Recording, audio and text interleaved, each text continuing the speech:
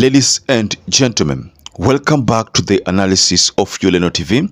I hope you're well from wherever you're watching this channel.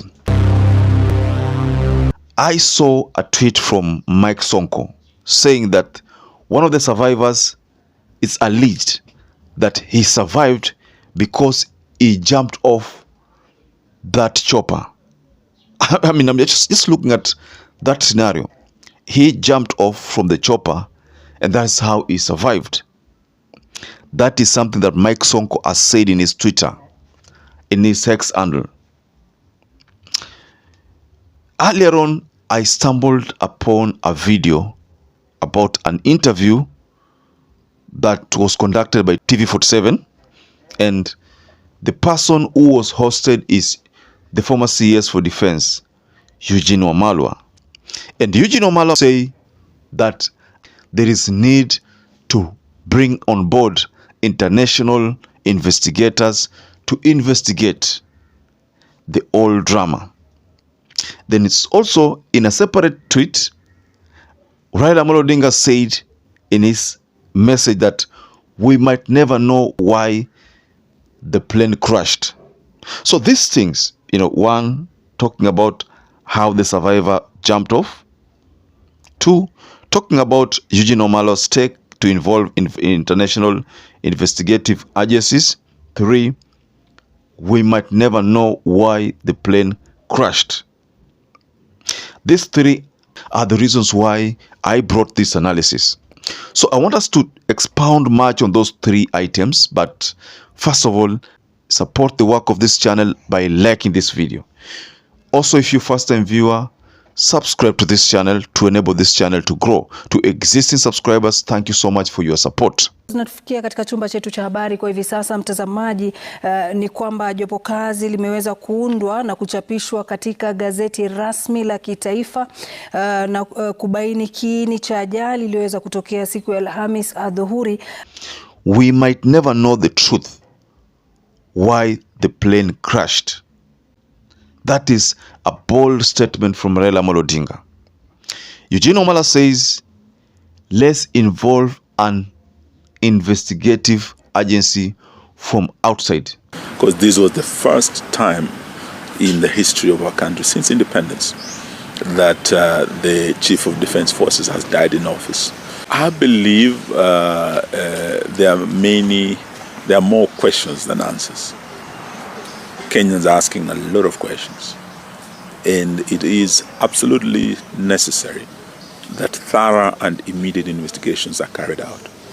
That is what we are asking, and that is what every Kenyan is asking. They want to know exactly what happened, and that is something I've been urging Kenyans not to speculate, because all the questions they are raising, including why these aircraft, why those junior officers, why inspect classrooms, all these questions can be answered in this wide-ranging and deep investigation that will give Kenyans answers. But the investigation should be wide enough to also know the airworthiness of our air assets. What has happened has never happened before. It's an unprecedented development. So I believe they're equally in shock, just like all the other Kenyans. And that is why it is absolutely necessary that these investigations be done expeditiously and in a thorough manner, so that all the questions are answered and this matter is laid to rest. That would also be good for our military as we move forward. As I've said, because of the Tonje rules and everything, succession, there's no vacuum in the military.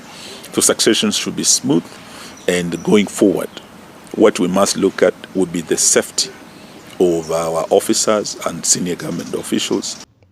See, all these two, especially these two statements, point to one thing, that if a local agency is involved to do the investigation, the truth will not come out. Why? Because even Saitoti's case, the truth never came out. There are so many other crashes. The truth has never come out. So this is what Raila is talking about. This is what Eugene Ogolla talked about in the interview.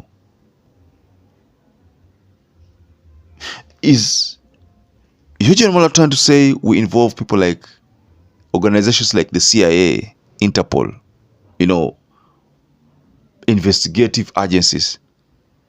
Of course, if you involved an international body to come and find out what happened, let's say, for example, we involve Chinese, if you involve US, we might never know the truth. But what if you involve Russia? We involve like UAE, Arab countries, to come and do that. If we involve Israel, those are countries with sophisticated investigative devices that can unearth what could have taken place. The black box is supposed to tell us about anything that could have happened when the chopper was still up there in the sky. The black box. If there is any struggle, it should tell us something about it. So Eugene Ogolla's take on how this investigation should be carried out, I think, is the right way to give Kenyans answers. Answers where there are so many questions that the answers that will come out.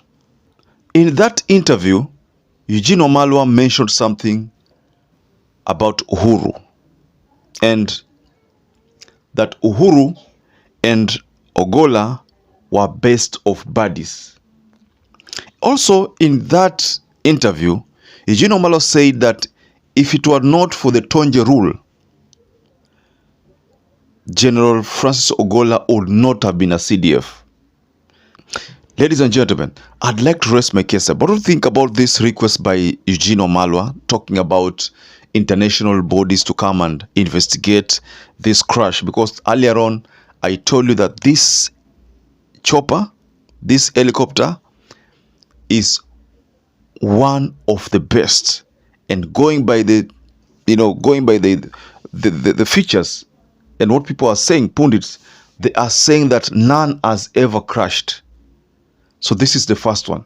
And going by the description of the onlooker, that the propeller failed, and I explained it in that other video. I don't want to talk about it in this video.